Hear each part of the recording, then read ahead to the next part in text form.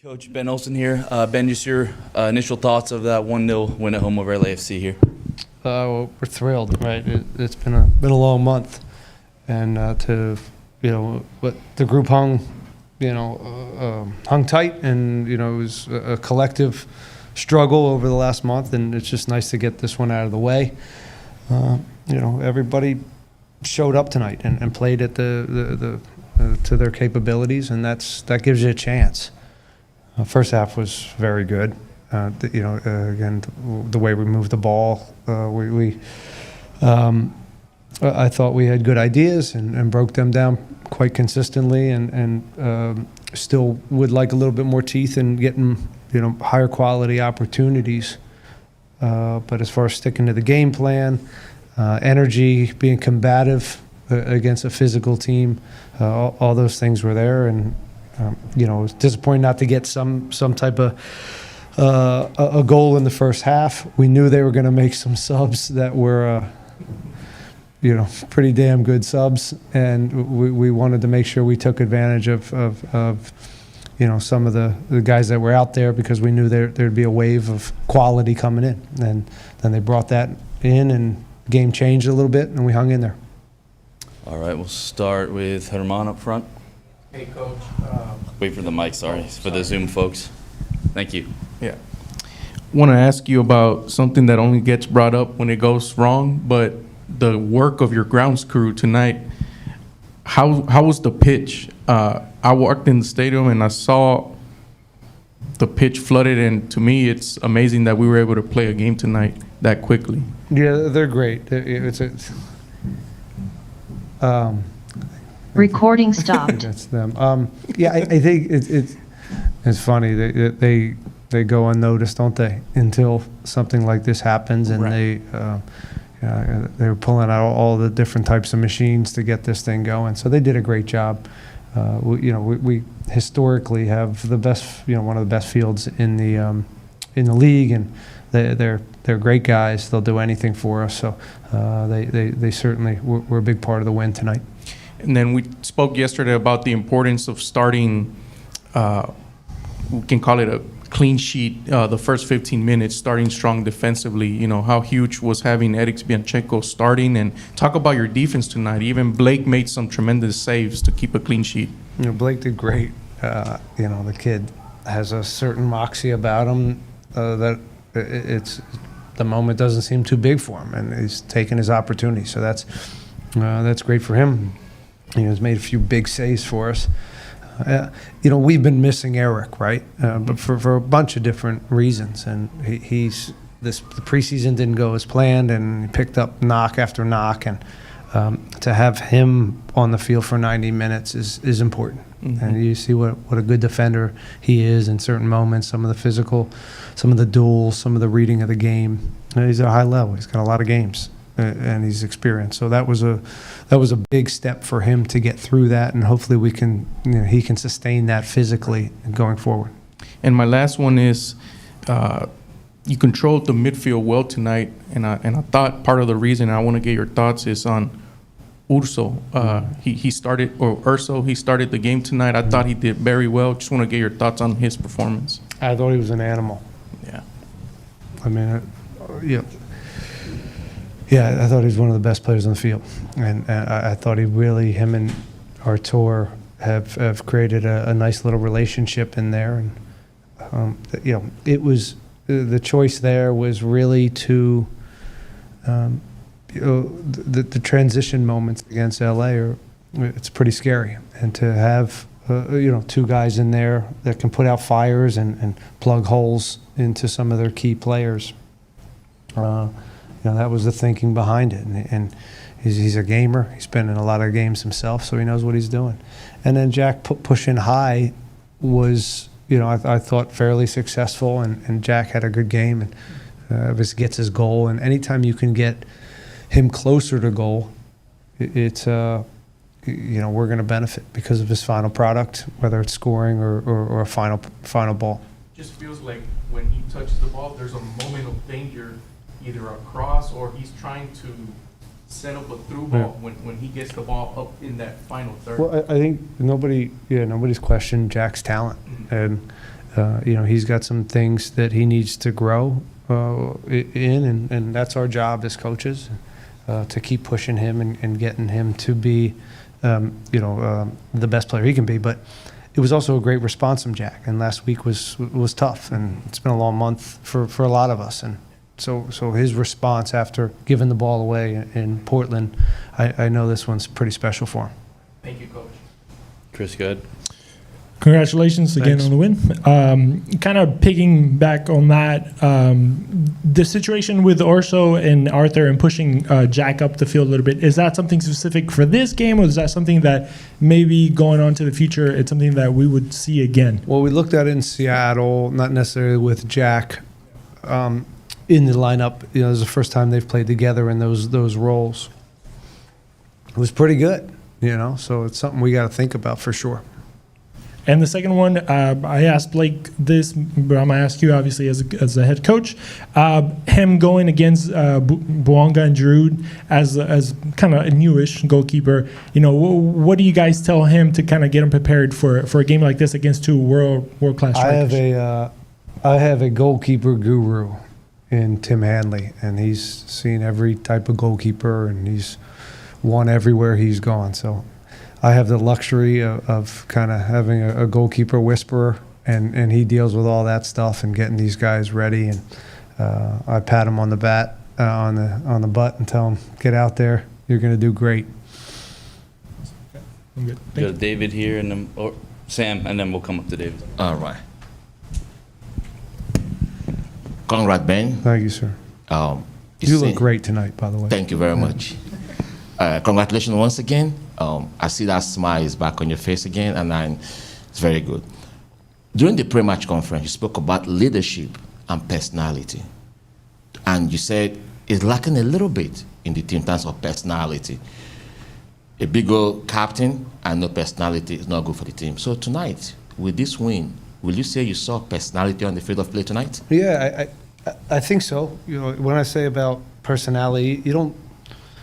If it's not one person, right? When Hector and Steve and these guys had real personality, it's got to be collective, and personality starts with just showing up and being at at the level that you can play at in a consistent way.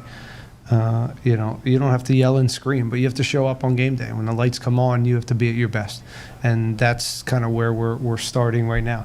Within that, yes, there's leaders. I give Nico a little credit. Junior Urso, some of these guys that are new in here are helping out. Artie obviously is continuing to grow as a leader and a captain. Eric, that's why I talk about Eric coming back into the lineup. This is an important person for us, and he's a leader for this team, and when he's on the field, we're going to be better. So I did see a little bit more of that tonight, but it was a long week. I mean, there was a lot of tough conversations this week. It's nice to have this type of response, but it can't be this type of week of come to Jesus and meeting after meeting after meeting for everyone to play at the level that they can.